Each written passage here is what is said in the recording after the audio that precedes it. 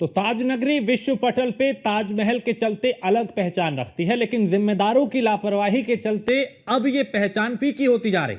ताजमहल के पूर्वी entry gate के सामने दुकानदारों ने फुटपाथ पे अतिक्रमण कर रखा है। रोज हजारों की संख्या में देश विदेश से पर्यटक यहां पहुंचते हैं ताज का दीदार करने के लिए।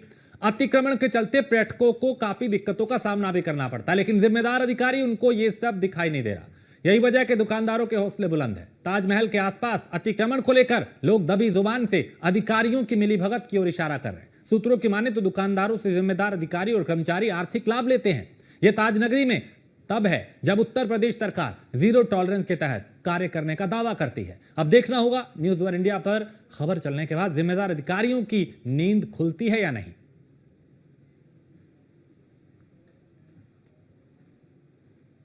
नगर निगम की टीम के द्वारा शहर में सतत अतिक्रमण के विरुद्ध अभियान चलाया जाता है।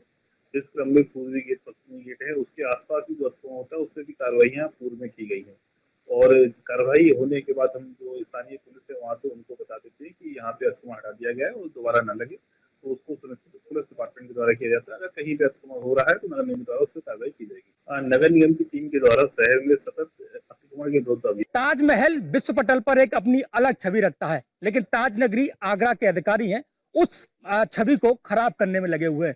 ताजमहल के पूर्वी गेट, मैं आपको तस्वीरें दिखाऊंगा, ये ताजमहल का पूर्वी गेट है और ठीक पूर्वी गेट के एंट्रेंस के सामने अगर आप तस्वीरें देखेंगे तो ये तस्वीरें वो अतिक्रमण की हैं जो एडी अधिकारियों को और जिम्मेदार अधिकारियों को दिखाई नहीं दे रही। लगातार यहाँ पर अधिकारियों को आना जाना रहता है, उसके बावजूद भी यहाँ अधिकारी इसका संज्ञान नहीं लेते। आप देख सकते हैं फुटपाथ पर किस तरीके से यहाँ कब्जा किया हुआ है, किस तरीके से यहाँ पर स्टॉल लगी हुई है। आप अगर तस्वीरों में देखेंगे तो करीब 10 मीटर की ये दूरी 15-20 मीटर तक दूरी पर लगातार अतिक्रमण यहाँ पर देखा जाता है। जिस तरीके से ये अतिक्रमण हुआ, ये इसका निर्माण हुआ, जबकि TTZ के अनुसार ये सुप्रीम कोर्ट का आदेश है कि जिस तरीके से ये निर्माण हुआ कि यहाँ कोई भी निर्माण ताजमहल के आसपास 300 मीटर की परिधि पे अस्थायी और स्थायी नहीं हो सकता। लेकिन जिस तरीके से देखा जा रहा है कि ठीक ताजमहल के एंट्री गेट के सामने, पूर्वी गेट के सामने लगातार जिस तरीके से जो अतिक्रमण किया गया है, तो कहीं ना कहीं ये अधिकारियों पर प्रश्न चिन्ह खड़े कर रहा है। अधिकारी यहाँ पर ध्यान नहीं देते, कहीं ना कहीं उनकी मिलीभगत यहाँ पर देखी जा सकती है। जिस तरीके से अधिकारियों को इस अतिक्रमण को हटाना चाहिए,